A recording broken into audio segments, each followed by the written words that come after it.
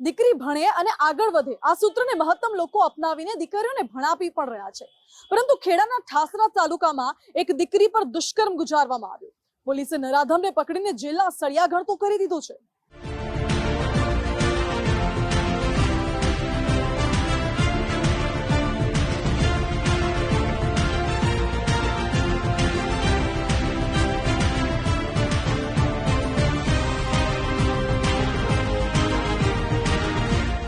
સમાજમાં શિક્ષકને ગુરુનો દરજ્જો આપવામાં આવે છે, જો કે છાસવારે ગુરુઓ પદની ગરિમાને કલંકિત કરીને અપકૃત્ય આચરતા રહે છે।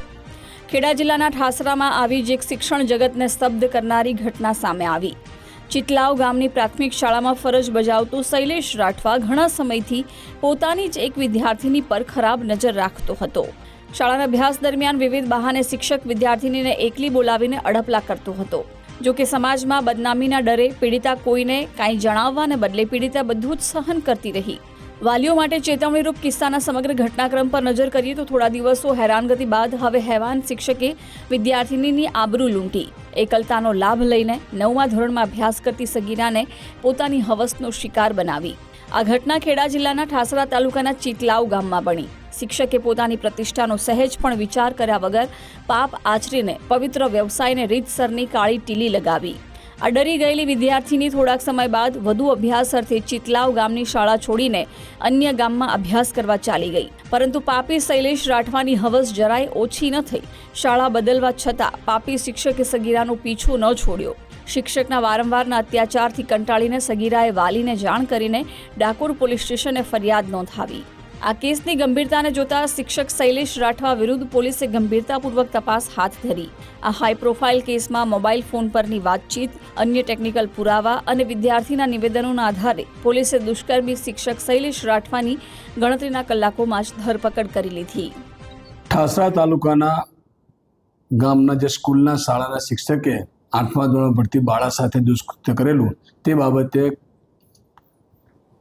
ડાકોર પોલીસ સ્ટેશનમાં 108/26 BNS કલમ 64(2) 65(1) 75(2) 351(2) પોક્સો કલમ 3A 4 5 6 અને 12 મુજબ ગુનો રજીસ્ટર થયેલ ને આરોપી શૈલેષ એમ રાઠવા જે શિક્ષક હતા એ શિક્ષકને આજરોજ તારીખ 22/26ના રોજ કલાક 13:30 વાગ્યે એમના કવાંટ ગામેથી લાવીને અટક કરવામાં આવેલ છે અને આગળની કાર્યવાહી ચાલુ કરવામાં આવેલ છે। આ દુષ્કર્મી શિક્ષકે સંપર્કમાં રહેવા માટે સગીર વિદ્યાર્થીનીને ફોન લઈ આપ્યો હોવાની પોલીસની પ્રાથમિક પૂછપરછમાં ખુલાસો થયો છે। આ ફોન મારફતે તે સગીરાને સતત પરેશાન કરતો હતો, તેની સાથે અવિરત વાતચીત કરવા દબાણ કરવામાં આવતું હતું। આ ડરી ગયેલી વિદ્યાર્થીનીએ લાંબા સમય સુધી કોઈ પ્રતિકાર ન કર્યો અને શિક્ષકની વધતી જતી માંગણીઓ પણ ભયના માર્યા વિદ્યાર્થીની સતત સ્વીકારતી રહી, જેથી હિંમત ખુલતા શિક્ષકે એક તબક્કે વિદ્યાર્થીનીને તેના બીભત્સ ફોટો આપવા દબાણ કર્યું હતું। પવિત્ર ગણાતા શિક્ષણ જગત માટે લાંછનરૂપ કિસ્સા બાદ ઠાસરા પંથકના લોકોમાં ભારે રોષ ફેલાયો। ડાકોર પોલીસ દ્વારા આરોપી શિક્ષક શૈલેષ રાઠવાની કડકાઈપૂર્વક પૂછપરછ હાથ ધરવામાં આવી છે। ધોરણ 9માં અભ્યાસ કરતી નિર્દોષ પીડિતાને ન્યાય અપાવવા માટે ડાકોર પોલીસે પોક્સો હેઠળ ગુનો નોંધી દુષ્કર્મી શિક્ષક સામે સજ્જડ પુરાવા એકઠા કરવાની તજવીજ હાથ ધરી છે। ગુના બન્યાનો સમય જુલાઈ 2025 છે। ત્યાર પછી ફરિયાદમાં જણાવ્યા મુજબ એને ટેલિફોન પર સંપર્ક કરતો હતો અને એને બ્લેકમેલ કરવાનો પ્રયત્ન કરતો હતો।